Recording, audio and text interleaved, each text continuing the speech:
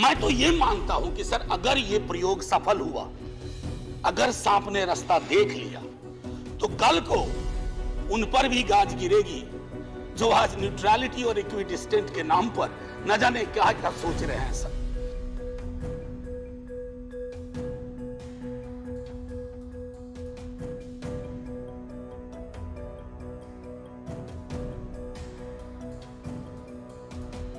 जब बहुत बड़ी सत्ता आती है ना, तो कई ख्यालात आते हैं, कुछ अच्छे होते हैं और कुछ लगता है जिसको हम कहते हैं लोएस्ट हैंगिंग फ्रूट। मैं और मेरी कलीग, सीनियर कलीग जया जी, हम लोग बात कर रहे थे, इतने पावर का करोगे क्या?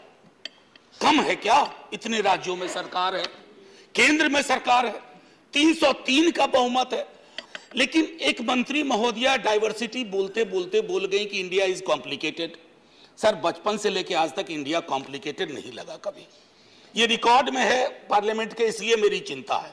इंडिया कॉम्प्लिकेटेड नहीं है सर, बड़ा सहज स्वभाव है इंडिया का, महासागर वाला है सर, सब कुछ समा जाता है, मजहब हो, धर्म हो, जाति हो, कौम हो, कोई हो। लेकिन इसको जब तालाब बनाने की आप कोशिश करते हैं तो महासागर तालाब नहीं बनना चाहता। सब फॉर ऑल दोज फ्रेंड्स, बड़ी अच्छी अच्छी बात कही, इक्विडिस्टेंस। सर, इक्विडिस्टेंस का मतलब होता है न्यूट्रलिटी। जब चूहे की पूंछ पे हाथी का पांव पड़ा हो तो न्यूट्रलिटी, उस चूहे से पूछिए कि उसको कैसा लग रहा है।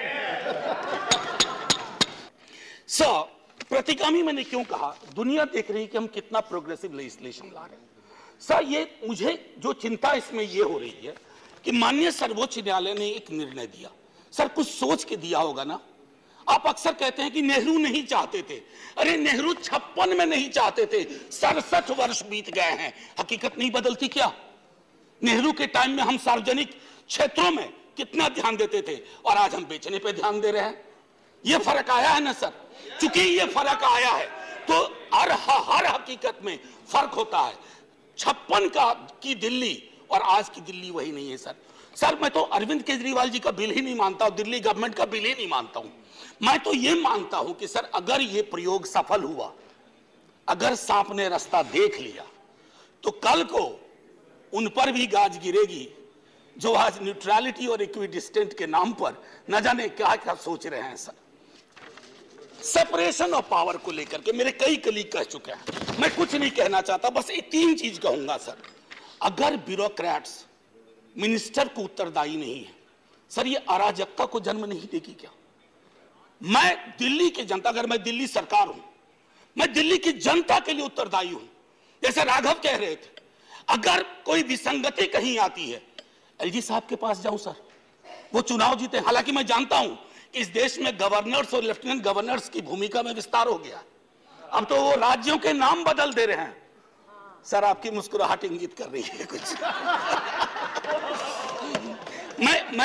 मैं ये कहना चाह रहा था सर, और मैं समझता हूं कि ये बात मैं कह करके, और 239AA के बारे में जो बातें कही गई हैं मैं उसको दोहराना नहीं चाहता। सिर्फ मैं एक चीज पे आऊंगा, कोरम। सर, ये कमाल का कोरम हुआ, 3 में से 2 होंगे। मुख्यमंत्री बेचारा चेयरमैन है, बहुत अच्छी बात कही उन्होंने, चेयरमैन विदाउट चेयर। मुख्यमंत्री चेयरमैन है, वो अगर 2 मिनट लेट भी पहुंचेंगे तो कोरम डिसाइड कर लेगा क्या करना है दिल्ली के लिए। Sir, it is not quorum. It is actually an instrument to decimate the very idea of elected government.